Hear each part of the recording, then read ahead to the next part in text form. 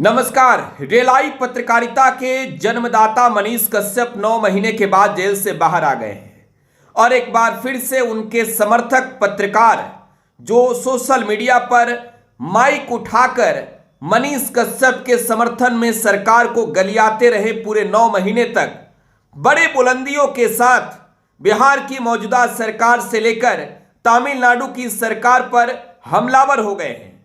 वो माइक उठाकर ये कह रहे हैं कि जब तक तोड़ेंगे नहीं तब तक छोड़ेंगे नहीं। और मैंने आपको शुरू में ही परिचय दे दिया कि रेलाई पत्रकारिता के जन्मदाता यानी मनीष कश्यप की पहचान रेलाई शब्द से होती है और उन्होंने जेल से आने के बाद भी कहा कि ये माइक उठाकर हम तो रेलते रहेंगे। लेकिन आगे किसको रेलने की बात कर रहे हैं? जेल से आने के बाद मनीष का इशारा किस ओर है? आपको यह समझना होगा और आपको यह सोचना होगा कि आने वाले समय में बिहार के युवाओं का भविष्य कितना गर्त में जा रहा है, बिहार के युवाओं का भविष्य कितना सुनहरा और कितना बर्बाद होता दिख रहा है। और खास तौर पर जब मैं बात यूट्यूबर्स की कर रहा हूं तो मनीष कश्यप के जो समर्थक हैं उनमें 99% मैं 99% की बात कर रहा हूं, वो यूट्यूबर हैं। वो सोशल मीडिया के किसी न किसी एक प्लेटफॉर्म के लिए काम करते हैं और उनकी ये मानसिकता है कि मनीष कश्यप के जैसा पॉपुलर बन जाऊं, मनीष कश्यप के जैसा लोकप्रिय बन जाऊं। और यहां आपको ये जानना जरूरी है कि जेल जाने से पहले मनीष कश्यप ने जिस शख्स का नाम लिया, जिस व्यक्ति पर गेम खेलकर वो जेल गए, आज उसे मोहरा बनाया जा रहा है। लेकिन हकीकत यह है कि सियासत के जमी पर अभी कदम रखा ही नहीं, वो मापने लगे कि लंबाई और चौड़ाई कितनी है। तेजस्वी यादव की मैं बात कर रहा हूं, बिहार के डिप्टी चीफ मिनिस्टर हैं, आरजेडी के नेता हैं और चांदी के चम्मच से खाना खाने वाला परिचय मनीष कश्यप ने दिया था तेजस्वी यादव का। और मैं आज वो जरूर दावे के साथ कह सकता हूं कि दो मुख्यमंत्री के बेटे हैं तेजस्वी यादव, उनके डीएनए में राजनीति है और वो जानते हैं कि कैसे जनता के बीच रहा जाता है। उन्हें ना तोड़ने की बात करने आती, ना जोड़ने की बात करने आती, सबको साथ लेकर चलने की बात सियासत में होती है। और ऐसे में 9 महीने के बाद जेल से जो मनीष आए हैं, उनके जो समर्थक यूट्यूबर हैं, वो जिस तरीके से बिहार की मौजूदा सरकार को आरोपों से घेर रहे हैं बेवजह, जो ये सब कह रहे हैं कि इन सब का जिम्मेवार, इन सब का कसूरवार सिर्फ एक है तेजस्वी यादव, मैं ये दावे के साथ कह सकता हूं कि आने वाले वक्त में मनीष कश्यप के राजनीतिक भविष्य के लिए बेहतर नहीं होगा। जिस राष्ट्रवाद की बात मनीष कश्यप जेल से बाहर आने के बाद कर रहे हैं, मैं ये बात आज आपके सामने रख रहा हूं कि वो कैसा राष्ट्रवाद जहां भद्दी भद्दी गालियां इसी राष्ट्र के लोगों को दी जाती हो, वो कैसा राष्ट्रवाद जहां राष्ट्रपिता महात्मा गांधी बापू को गालियां दी जाती है। ये पत्रकारिता के क्षेत्र के लिए कलंक के जैसा नाम है।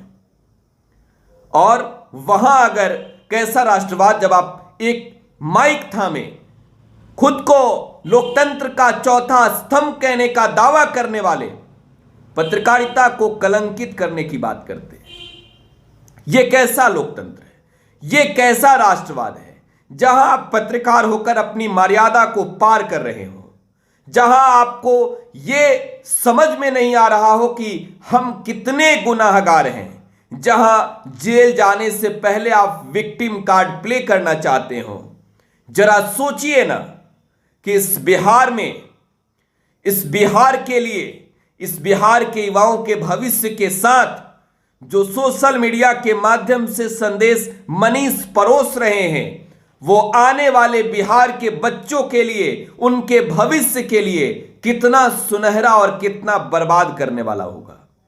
जरा सोचिए कि जो व्यक्ति राष्ट्रपिता महात्मा गांधी बापू को गालियां दे रहा हो, वो कैसा राष्ट्रवाद आपके सामने परोसेगा, जो सोशल मीडिया के माध्यम से जेल जाने से पहले एक सत्तारूढ़ दल के नेता को इस वजह से टारगेट करता है कि सियासत में आने वाले दिन में उसे जगह मिल जाए, वो कैसा राष्ट्रवाद होगा, कैसा राष्ट्रवाद। खैर, इन सब से इतर तेजस्वी यादव का नाम सोशल मीडिया पर पिछले 24 घंटे में बहुत लिए गए हैं यूट्यूबर्स के द्वारा, और इसके पीछे की वजह क्या है ये समझ लीजिए। इसके पीछे की वजह है फैक्टर, वो फैक्टर जो मनीष कश्यप ने अपनाया, वो फैक्टर जो मनीष कश्यप ने जेल जाने से पहले एक कह सकते हैं आप कि लोगों के सामने लाया, ये दिखाने के लिए, इस बात को समझाने के लिए कि हम जेल जा रहे हैं और इन सब के पीछे जिम्मेवार तेजस्वी यादव है। मान लेते हैं तेजस्वी यादव जिम्मेवार हैं, मान लेते हैं कि सब कुछ है, तो फिर इतनी जो प्रक्रियाएं पूरे 9 महीने की हुई, ऐसा तो नहीं है कि वो जिस तरीके से वनवास की बातें की जा रही है, रावण का अंत करके अयोध्या लौटे हो। 9 महीने जेल में थे तो इस वजह से जेल में नहीं गए थे कि उन्होंने कोई महान नेक कार्य किया था।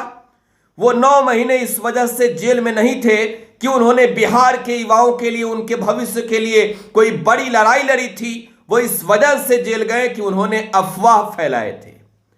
तो मनीष कश्यप अब जेल से बाहर आए हैं, मेरी उनसे कोई अदावत नहीं है, मेरी कोई दुश्मनी नहीं है, और बिहारी होने के नाते भाईचारा जरूर है। तो मैं ये कहना चाहता हूं कि मनीष कश्यप को आने वाले भविष्य के लिए इन चीजों से ऊपर उठकर अगर माइक थामना है तो माइक थामिए, पत्रकारिता करनी है तो पत्रकारिता करिए, शब्दों और मर्यादाओं का ख्याल रखिए। लेकिन इसके साथ साथ अगर चाहत हो सियासत में जाने की तो ये सोचिए, ये समझिए कि जिस सियासत की चर्चा होती है, जिस सियासत में कदम रखने का सोच आप की है, वो जगह बहुत बड़ा है, बहुत बड़ा है।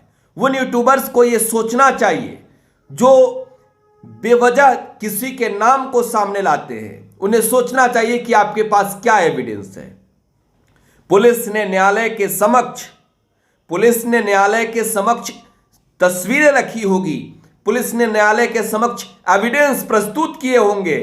मनीष कश्यप कोई बाइज्जत बड़ी होकर नहीं आए हैं, इन्हें कोई कोर्ट ने नहीं कहा है कि तमाम गवाह एवं दलीलों को सुनने के बाद ये प्रतीत होता है कि मनीष कश्यप पर जितने आरोप लगाए गए हैं सारे आरोप बेबुनियाद हैं, बल्कि न्यायालय ने इस मामले में फैसला सुनाया है कि आपको जमानत दी जाती है, आप जमानत पर बाहर आए हैं, अभी तमाम प्रक्रियाएं बाकी है, अभी चार्जशीट जिन मामलों में पुलिस ने की है और उस मामले में अब आगे ट्रायल होगी, आगे और प्रक्रियाएं शुरू होगी। जिन मामलों में भी चार्जशीट नहीं हुआ है, चार्जशीटेड होंगे आप, ये तय होगा कोर्ट में कि आप अपराधी हैं या नहीं। यहां बात हो रही है कि भाई साहब सारे साजिशें खत्म हो गई, ये साजिशें थी या नहीं वो बाद की चीजें है, वो न्यायालय तय करेगा कि साजिशें हुई या नहीं हुई, वो जांच एजेंसी तय करेगी कि कितनी साजिश किसके खिलाफ हुई। लेकिन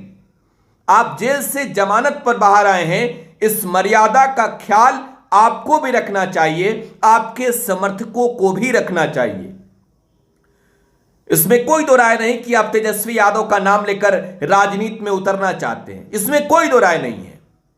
तेजस्वी यादव का नाम लेकर राजनीति में उतर जाइए। सुशील मोदी जैसे बीजेपी के बड़े नेता का पेट तेजस्वी यादव, लालू यादव के परिवार का नाम लेने से ही चलता है। गिरिराज सिंह जैसे नेताओं का नाम नीतीश कुमार, लालू यादव, तेजस्वी यादव के नाम लेने से आगे बढ़ता है।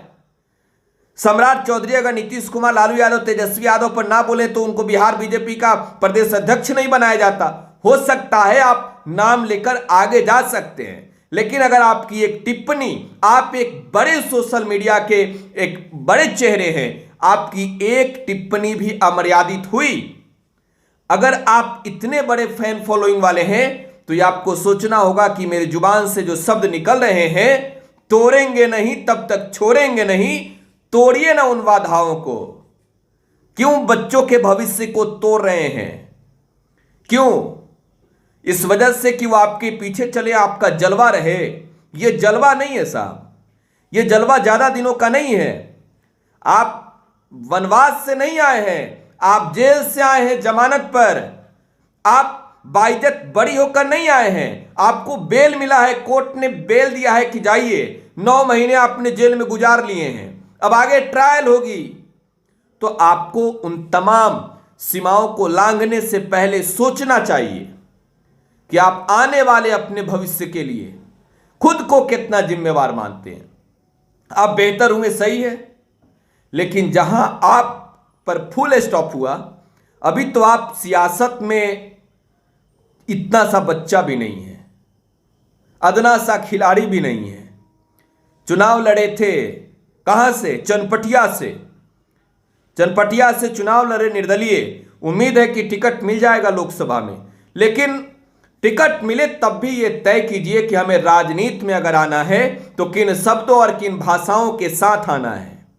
आप वो व्यक्ति हैं जो राष्ट्रपिता बापू को गालियां देते हैं, आप वो व्यक्ति हैं जो सरेआम ऑन वीडियो लोगों को गालियां देते हैं, आप वो व्यक्ति हैं जो किसी दुकान पर जाकर दुकानदार को गालियां देते हैं, और आप सोचते हैं कि हम राष्ट्रवादी खुद को कह लें। यह राष्ट्रवाद का परिभाषा नहीं है, आपके अंदर राष्ट्रवाद का रब ही नहीं है। आपको आने वाले समय में यह तय करना होगा। आप जेल से बाहर आए हैं, यह खुशी की बात है कि 9 महीने के बाद आपको जमानत मिली, आप जेल से बाहर आ गए हैं। आप अपने काम को आगे बढ़ाएं, अपने नाम को आगे बढ़ाएं, लेकिन इससे पहले सोचिए कि सियासत में आने के लिए जिन साजिशों का आप जमावड़ा कर रहे हैं, रणनीति बना रहे हैं, वो आने वाले दिनों में आपके ही पैरों तले आपको कुचल देगी। आप दर्शकों से भी अनुरोध होगा, अपनी प्रतिक्रिया कमेंट बॉक्स में छोड़ जाइएगा। फिलहाल आप वीडियो बिहार न्यूज के साथ बने रहें। धन्यवाद।